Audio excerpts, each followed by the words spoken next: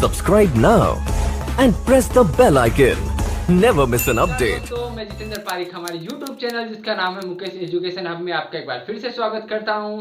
दोस्तों हम आपके लिए ला रहे हैं हमारी टू द पॉइंट क्लास, जिसमें हम रोज आपके लिए डेली करंट जीके लाते हैं। जो डेली महत्वपूर्ण घटनाएं उसका हम पूरा आपको विवरण देते हैं ताकि आपका कोई भी पॉइंट एग्जाम की दृष्टि से ना चुके। तो दोस्तों अगर आप इस चैनल पे नए हैं या फिर ऑलरेडी यूजर तो इसे लाइक कीजिए, शेयर कीजिए, सब्सक्राइब कीजिए, अपने दोस्तों तक पहुंचाइए। साथ में हमारी जो क्लासेज होती है उसको भी आप देखा करें लाइव में, ठीक है। तो दोस्तों हम शुरुआत करते हैं हमारे आज का टॉपिक। और आज दोस्तों क्या है, आज है 14 अगस्त। आज 14 अगस्त है और आज के दिन दोस्तों हुआ था भारत पाकिस्तान का विभाजन। और कल हमारा जो स्वतंत्रता दिवस है दोस्तों 15 अगस्त को, तो मैं आपको एडवांस में स्वतंत्रता दिवस की बधाइयां आपको देता हूं। उसके साथ ही हम आज जो भारत पाक विभाजन हुआ था, एक बहुत महत्वपूर्ण षड्यंत्रकारी घटना थी, उसके बारे में जो डिटेल है, क्यों ये घटना हुई थी, क्या इसका जो बैकग्राउंड था, इसकी पृष्ठभूमि थी, उसके बारे में हम पढ़ेंगे, ठीक है। कौन कौन व्यक्ति इसमें जिम्मेदार थे उन सब व्यक्तियों के बारे में पढ़ेंगे। तो हम अपनी क्लास से शुरुआत करते हैं। दोस्तों आज की जो हमारी घटना है उसका नाम है भारत पाकिस्तान का विभाजन। भारत पाक आज के समय एक दो अलग अलग देश है और एक प्रकार से कहे तो दोनों के अंदर एक दूसरे के प्रति शत्रुता भी है। ये शत्रुता पहले नहीं थी, ये शत्रुता आज है। क्यों है तो इसके बारे में मैं आपको बताता हूँ। तो दोस्तों भारत पाकिस्तान का जो विभाजन हुआ था उसके बारे में आपको बताता हूँ। आज का हमारा टॉपिक है भारत पाक विभाजन। और इसका मतलब भारत का खंडन कर पाकिस्तान को जन्म देने वाली षड्यंत्रकारी घटना इसे कहा जाता है। क्या कहा जाता है? एक अखंड भारत का खंडन कर पाकिस्तान को जन्म देने वाली षड्यंत्रकारी घटना भारत पाक विभाजन। और ये कब हुई थी? ये हुई थी 14 अगस्त 1947 के दिन, यानी आज ही के दिन हुई थी, 1947 में, आजादी से एक दिन पहले। अब इसका पूरा घटनाक्रम आपको बताएंगे, तो उस घटनाक्रम की हम शुरुआत करते हैं।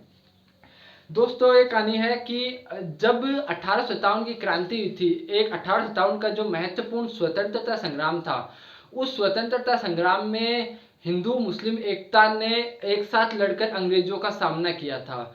और इस चीज से अंग्रेज आश्चर्यचकित हो उठे थे कि इस देश में हिंदू मुसलमानों की एक सांप्रदायिकता सद्भावना है। और उसी सद्भावना को देखकर वो आश्चर्यचकित हो चुके थे, क्योंकि उसमें उन दोनों ने साथ लड़कर 1857 की महत्वपूर्ण क्रांति में योगदान दिया था। लेकिन जैसे जैसे समय गुजरा तो अंग्रेजों ने एक नीति अपनाई और उस नीति का नाम क्या था? उस नीति का नाम था दोस्तों फूट डालो राज करो नीति। यानी अगर एक देश को आप सीधे तौर पे नहीं तोड़ सकते, ताकत से नहीं तोड़ सकते, तो उसके अंदर दोस्तों क्या करना चाहिए? फूट डालो राज करो। ये नीति अपनाई थी अंग्रेजों ने। और यही नीति पहले के जो कई राजाओं थे उन्होंने भी अपनाकर भारत पे शासन किया था। उसी नीति को आगे बढ़ाया था। अंग्रेजों ने भी यह नीति अपनाई, फूट डालो राज करो, यानी कि हिंदू मुस्लिम को तोड़ डालो और इस देश पे फिर राज करो। ये नीति अपनाई गई थी अंग्रेजों के द्वारा। तो ये घटनाक्रम की शुरुआत होती है 1857 की क्रांति के बाद से। 1857 की जब क्रांति थी उसमें हिंदू मुसलमान एक साथ अंग्रेजों के खिलाफ लड़े थे, ठीक है। उस चीज से अंग्रेज आश्चर्यचकित थे और उन्होंने फिर नीति लाई थी और उस नीति का नाम था फूट डालो राज करो नीति। उस नीति में ये हुआ था, उस नीति द्वारा उन्होंने एक तरफ पक्षपात करना शुरू कर दिया। उन्होंने ये किया कि हिंदुओं के मुकाबले मुसलमानों को कम शिक्षित किया, उन्हें बड़े सरकारी नौकरियों में उन्हें अवसर नहीं दिया, साथ में जो बड़े बड़े सरकारी पद थे उनसे उनको वंचित रखा। और इस तरह से उन्होंने एक हिंदू और मुसलमान के आपस में सांप्रदायिक दुर्भावना की शुरुआत कर दी थी। यानी कि एक सांप्रदायिक दुर्भावना फैलाने शुरू की अंग्रेजों ने। किस नीति के तहत? फूट डालो राज करो नीति के तहत। उसमें उन्होंने उनको कम शिक्षित किया, उनको जो सरकारी नौकरियां उनसे वंचित रखा। इस तरह से उन्होंने अपनी नीति की शुरुआत करी। उसके बाद में इसी नीति को शुरुआत करने के साथ साथ उन्होंने इसी नीति के तहत अगर हम कहें तो एक बड़े राजनीतिक पार्टी का गठन किया और उस पार्टी का नाम था भारतीय राष्ट्रीय कांग्रेस। भारतीय राष्ट्रीय कांग्रेस का उन्होंने गठन किया। कब स्थापना की?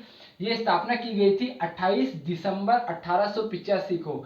28 दिसंबर 1885 को उन्होंने बंबई के अंदर एक अंग्रेज अधिकारी द्वारा, जिसका नाम था A.O. ह्यूम। क्या नाम था? A.O. ह्यूम। A.O. ह्यूम द्वारा 28 दिसंबर 1885 को बॉम्बे, यानी जो आज का मुंबई है, उसके अंदर उन्होंने किसकी? भारतीय राष्ट्रीय कांग्रेस के नाम से एक राजनीतिक दल की गठन किया। और उस राजनीतिक दल में सबसे बड़ी चीज उन्होंने ये रखी कि उन्होंने उसमें मुसलमानों के मुकाबले हिंदू प्रतिनिधित्व ज्यादा रखा। यानी एक प्रकार से कहे तो उन्होंने आग में घी डालने जैसा काम किया। तो इसमें उन्होंने हिंदू प्रतिनिधित्व ज्यादा रखा। ठीक है, ये भी एक उनकी जो नीति थी, फूट डालो राज करो, उस नीति का ही एक ही हिस्सा था। इन सब नीतियों का धीरे धीरे परिणाम ये होता गया कि एक सांप्रदायिक दुर्भावना दोनों संप्रदायों में फैलती गई। और उसके उसके बाद में सन 1906 के अंदर कुछ मुस्लिम नेता थे। उन मुस्लिम नेताओं ने मिलकर किस चीज की गठन किया, एक मुसलमानों के लिए एक मुस्लिम लीग का गठन किया। कब किया मुस्लिम लीग का गठन? सन 1906 के अंदर किया। ठीक है, उस गठन में उन नेताओं के ये विचार थे। उन्होंने मुस्लिम लीग का गठन क्यों किया? क्योंकि उन नेताओं के ये विचार थे कि जो मुसलमान है इस देश में, उनको उस समय जो बहुसंख्यक हिंदू थे, उन हिंदुओं के मुकाबले उनको कम अधिकार उपलब्ध थे। और ये बात सही भी थी, क्योंकि अंग्रेजों ने इस प्रकार की नीति बनाई थी कि उन्होंने हिंदुओं के मुकाबले मुसलमानों को कम शिक्षित किया और साथ में उनका प्रतिनिधित्व भी भारतीय राष्ट्रीय कांग्रेस जैसी पार्टियों में कम ही रखा। साथ में हर फील्ड में उन्हें कम प्रतिनिधित्व दिया, क्योंकि उनका तो उद्देश्य ये था कि किसी भी तरह इस दोनों संप्रदाय में फूट डाली जाए और राज किया जाए।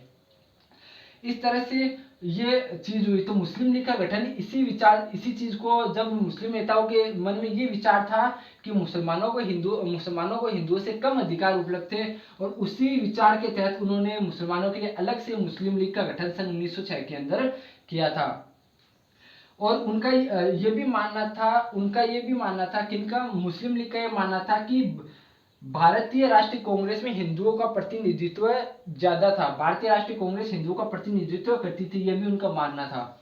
उसके बाद में एक प्रसिद्ध उर्दू कवि थे जिनका नाम था मोहम्मद इकबाल। ये वही मोहम्मद इकबाल है जिन्होंने इस गीत की रचना की थी। कौन सा गीत? सारे जहां से अच्छा हिंदुस्तान हमारा, हम बुलबुलें हैं इसके, ये गुलसिता हमारा। तो ये जो गीत था, ये प्रसिद्ध जो गीत था, सारे जहां से अच्छा हिंदुस्तान हमारा, उसकी रचना करने वाले जो उर्दू कवि थे, उनका नाम था मोहम्मद इकबाल। तो ये जो मोहम्मद इकबाल थे, उनकी विचारधारा ने फिर सन 1930 में उन्होंने पहली बार मुसलमानों के लिए एक अलग राज्य का, एक अलग प्रांत का गठन का सुझाव उन्होंने दिया था। तो पहली बार मुसलमानों के लिए एक अलग राज्य की मांग किसने की थी? जो प्रसिद्ध उर्दू कवि जिनका नाम है मोहम्मद इकबाल, सारे जहां से अच्छा हिंदुस्तान हमारा के रचयिता। उन्होंने कब की थी? सन 1930 के अंदर एक अलग मुसलमानों के लिए एक अलग राज्य की मांग उन्होंने की थी। तो ये कुछ घटनाएं हैं जो 1930 तक की घटनाएं हैं, जो एक प्रकार से भारत पाक विभाजन की पृष्ठभूमि है। आगे की घटनाओं का हम पढ़ेंगे, उससे पहले आप इसका स्क्रीनशॉट ले लीजिए। अब हम इसके बारे में कुछ और जानते हैं। और मैं बताता हूं कि दोस्तों कि जो इकबाल थे, उन्होंने जब पहली बार ये भाषण दिया था 1930 में कि मुसलमानों के लिए एक अलग प्रांत की, अलग राज्य की मांग की जाए, ठीक है, ये उन्होंने अपने भाषण में कहा था। उसके बाद में इकबाल और जो उस समय मौलाना मोहम्मद अली जौहर थे, इकबाल और मौलाना मोहम्मद अली जौहर ने उस समय जो मोहम्मद अली जिन्ना थे, जो मुस्लिम लीग के प्रमुख नेता थे, उन्होंने इन दोनों ने जाकर मोहम्मद अली जिन्ना को इस मांग का समर्थन करने को कहा था। मोहम्मद अली जो जिन्ना थे, जो बाद में पाकिस्तान के राष्ट्रपिता बने थे, मोहम्मद अली जिन्ना जो थे, उस समय तक जब इन्होंने जाके कहा था, उस समय तक वो हिंदू मुस्लिम एकता के पक्ष में थे और वो अलग से किसी देश की मांग नहीं कर रहे थे। लेकिन धीरे धीरे उन्होंने आरोप लगाना शुरू कर दिया कि जो कांग्रेसी नेता, उस समय जो कांग्रेसी नेता थे, वो मुस्लिम हितों पर ध्यान नहीं दे रहे थे। तो ये धीरे धीरे उन्होंने आरोप लगाना शुरू कर दिया, ठीक है, यानी धीरे धीरे वो एक अलग राष्ट्र की मांग की तरफ बढ़ते गए। और फिर उन्होंने जब लाहौर में मुस्लिम लीग का सन 1940 में एक अधिवेशन हुआ, कब हुआ? सन 1940 में एक अधिवेशन हुआ, किसका? मुस्लिम लीग का, लाहौर में। और उस अधिवेशन में उन्होंने अलग से मुसलमानों के लिए एक अलग राष्ट्र की मांग कर डाली। तो जिन्होंने अलग राष्ट्र की मांग की थी लाहौर अधिवेशन में, जो लाहौर जो सम्मेलन हुआ था मुस्लिम लीग का 1940 में, उसके अंदर। उसके बाद में ये तो जो घटनाक्रम था मुख्यतः भारत पाक के विभाजन को लेकर, जो मुख्य घटनाक्रम था कि ऐसी क्या पृष्ठभूमि रही थी जिसको लेकर भारत पाक का विभाजन हुआ, इतनी बड़ी एक षड्यंत्रकारी घटना को अंजाम दिया गया। तो ये पृष्ठभूमि मैंने आपको बताई। अब मैं भारत पाक विभाजन के बारे में बताता हूँ। भारत पाक का जो विभाजन है उसको 3 जून प्लान कहा जाता है। 3 जून प्लान क्यों कहा जाता है? क्योंकि 3 जून 1947 को ये इसकी विभाजन की रूपरेखा तैयार हुई थी। इसे 3 जून प्लान या भारत पाक विभाजन को 3 जून प्लान या माउंटबेटन योजना कहा था। माउंटबेटन कौन थे? ये जो भारत के अंतिम वायसराय थे माउंटबेटन, और इन्हीं को भारत में वायसराय बनाकर इसी उद्देश्य से भेजा गया था भारत पाकिस्तान का विभाजन करने के लिए। तो 3 जून जो प्लान, इसे 3 जून प्लान या माउंटबेटन योजना का नाम दिया गया। किसे? भारत पाक विभाजन को। उसके अलावा भारत पाक के बीच में सीमा रेखा किसने खींची? तो भारत पाक के बीच में लंदन के एक वकील थे, उनका नाम था sir Cyril Radcliffe. Sir Cyril Radcliffe London के वकील थे, उन्होंने भारत और पाकिस्तान के बीच सीमा रेखा खींची।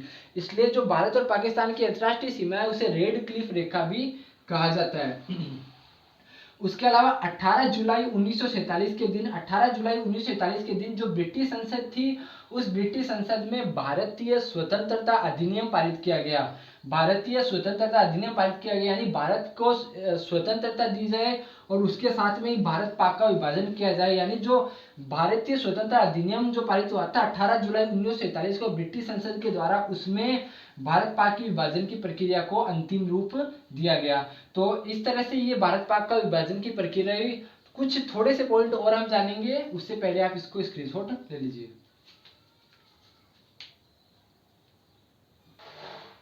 तो अब हम आगे चलते हैं और मैं आपको कुछ और बताता हूँ। तो इस तरह से इन सब घटनाक्रमों का ये परिणाम हुआ कि 15 अगस्त 1947 की जो आधी रात थी, उस आधी रात से भारत और पाकिस्तान जो है वो कानूनी तौर पर 2 अलग राष्ट्र बन चुके थे। उसके बाद में जो 14 अगस्त को तो जो पाकिस्तान की जो एक अलग राष्ट्र की जो प्रक्रिया है वो कराची में संपन्न हुई थी। और फिर उसके बाद में 15 अगस्त को ये प्रक्रिया, भारत की स्वतंत्र राष्ट्र की प्रक्रिया हुई थी, वो नई दिल्ली के अंदर हुई थी। तो इस तरह से 14 अगस्त को तो मनाया जाता है किसका? पाकिस्तान का स्वतंत्रता दिवस, और 15 अगस्त को मनाया जाता है भारत का स्वतंत्रता दिवस। तो ये पूरी कहानी थी भारत पाक विभाजन की, जो कि एक भारत का खंडन कर एक पाकिस्तान को जन्म देने वाली षड्यंत्रकारी घटना भी थी। इस घटना विभाजन की प्रक्रिया के दौरान जो बंगाल है, उस बंगाल का जो पूर्वी बंगाल का हिस्सा है उसे पूर्वी पाकिस्तान में चेंज कर दिया गया, और जो पश्चिम बंगाल का हिस्सा है वो भारत में दे दिया गया। उसी प्रकार जो पंजाब प्रांत का एक हिस्सा है, पश्चिमी पंजाब प्रांत का जो हिस्सा है उसे पाकिस्तान को दे दिया गया, और जो यहाँ पे पूर्वी पंजाब का वो भारत को दे दिया गया था। तो ये जो कार्य थे वो इसमें भारत पाक विभाजन के दौरान किए गए थे। अब मैं आपको ये भारत पाक विभाजन के बारे में तो बातें हो चुकी है। अब मैं आपको एग्जाम की दृष्टि से जो कुछ महत्वपूर्ण पुस्तकें भारत पाक विभाजन लिखी गई थी, उन महत्वपूर्ण पुस्तकों के बारे में मैं आपको बताता हूँ, क्योंकि एग्जाम में पुस्तकें बहुत ज्यादा पूछता है और करंट इश्यू से संबंधित पुस्तकें तो अधिकतर एग्जाम में पूछी जाती है। सबसे पहली हमारी जो पुस्तक है उसका नाम है Mountbatten and partition of India. Mountbatten and partition of India, ये पुस्तक किसने लिखी थी? ये लेरी कॉलिंस और डोमिनिक लेपियर ने लिखी थी। इसके लेखक कौन है? लेरी कॉलिंस और डोमिनिक लेपियर, उन्होंने लिखी थी Mountbatten and partition of India. ये पहली हमारी पुस्तक है। उसके अलावा भारत पाक विभाजन के गुनहगार नामक पुस्तक लिखने वाले लेखक है, उनका नाम है राम मनोहर लोहिया। क्या नाम है? राम मनोहर लोहिया। उसके अलावा तमस नामक एक पुस्तक है और वो लिखी थी भीष्म साइनी ने। उसके अलावा पिंजर नामक पुस्तक लिखी है अमृता प्रीतम ने। उसके अलावा ट्रेन टू पाकिस्तान एक चर्चित पुस्तक है और वो लिखी है खुशवंत सिंह ने, ट्रेन टू पाकिस्तान। उसके अलावा एक पुस्तक है मिडनाइट चिल्ड्रन, ये लिखी है सलमान रुश्दी ने। किसने? सलमान रुश्दी ने, मिडनाइट चिल्ड्रन। उसके अलावा 2013 में भी एक पुस्तक लिखी गई थी, उसका नाम था the great partition the making of India and Pakistan. ये 2013 में लिखी गई थी। किसके द्वारा? आसमीन खान के द्वारा। किसके द्वारा? आसमीन खान के द्वारा। कब लिखी गई? The great partition the making of India and Pakistan 2013 की पुस्तक है, आसमीन खान के द्वारा लिखी गई। तो ये एक जो षड्यंत्रकारी घटना है भारत पाक के विभाजन को लेकर, वो मैंने आपको उसकी जो संबंध में जो डिटेल थी, उसकी जो पृष्ठभूमि थी और इसके लिए जो कारण थे वो सब मैंने आपको बताया। तो दोस्तों आपको ये वीडियो कैसा लगा उसको कमेंट बॉक्स में आप जरूर बताइए। उसके अलावा लाइक शेयर सब्सक्राइब जरूर कीजिए। और एक बार फिर से मैं आपको कल 15 अगस्त की जो स्वतंत्रता दिवस की हार्दिक शुभकामना देता हूँ। जय हिंद दोस्तों।